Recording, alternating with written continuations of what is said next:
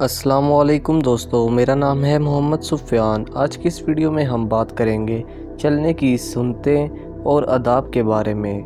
یہاں حضور اکرم صلی اللہ علیہ وسلم کے چلنے سے متعلق دو صحابہ کرام کے اقوال ہیں۔ حضرت علی رضی اللہ عنہ فرماتے ہیں کہ چلتے وقت حضور اکرم صلی اللہ علیہ وسلم ذرا جھک کر چلتے اور ایسا معلوم ہوتا تھا گویا آپ کسی بلندی سے اتر رہے ہیں۔ حضرت حنظلہ رضی اللہ عنہ فرماتے ہیں حضور اکرم صلی اللہ علیہ وسلم چلنے میں اطمینان سے قدم اٹھاتے، وقار کے ساتھ جھک کر چلتے، قدم لمبا رکھتے، اور جب آپ چلتے تو یوں محسوس ہوتا کہ گویا آپ اوپر سے نیچے اتر رہے ہوں۔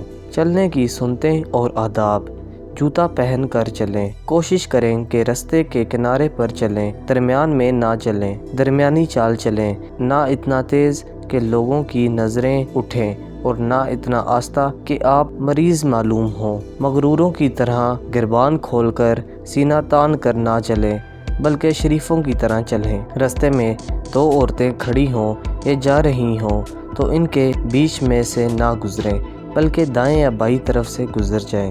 بلا ضرورت ادھر ادھر دیکھتے ہوئے نہ چلیں، بلکہ نیچے کی طرف نگاہیں جھکا کر چلیں۔ یہ بھی خیال رکھیں کہ چلتے وقت جوتے کی آواز پیدا نہ ہو۔ سرکار دو عالم صلی اللہ علیہ وسلم کو چلتے وقت جوتوں کی آواز ناپسند تھی۔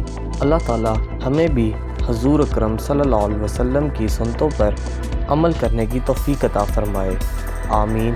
دوستو، مزید ایسی اسلامک ویڈیوز کو دیکھنے کے لیے میرے چینل کو ضرور سبسکرائب کیجیے گا۔ اللہ حافظ۔